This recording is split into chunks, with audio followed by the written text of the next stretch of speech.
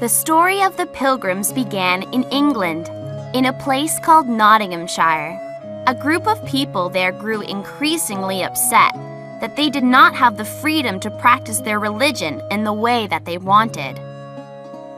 An important church leader, Tobias Matthew, began to send people to jail if they didn't worship in a traditional way.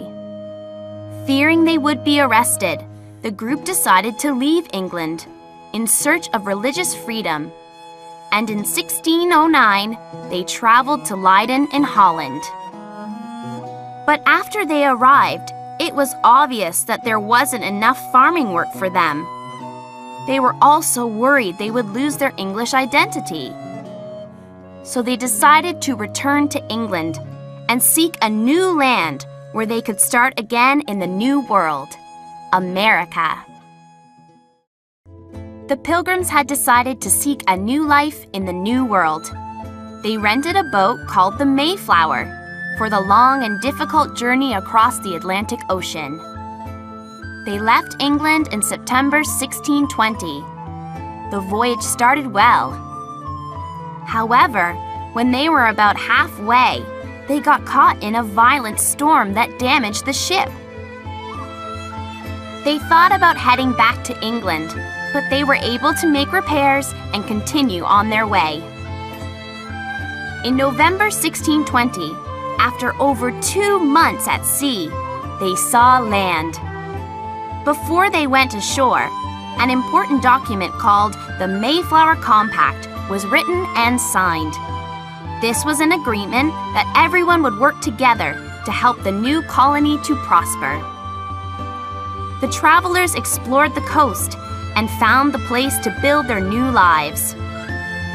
They called it Plymouth, after the town they'd set sail from in England. It was here on Plymouth Rock that the Pilgrims first set foot on American soil. Life in Plymouth did not begin well for the Pilgrims. A fierce winter made building houses difficult.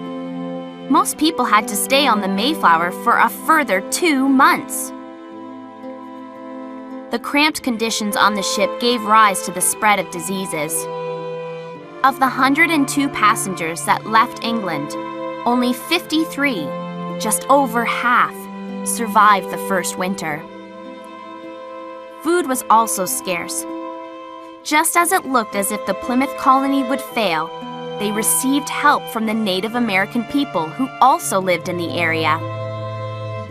On March 16, 1621, the Pilgrims were surprised to see a Native American man named Samoset. He walked into the newly built settlement saying, "Welcome," in English. Samoset introduced them to Massasoit, the Native American leader of the region, and to Squanto, who was fluent in English.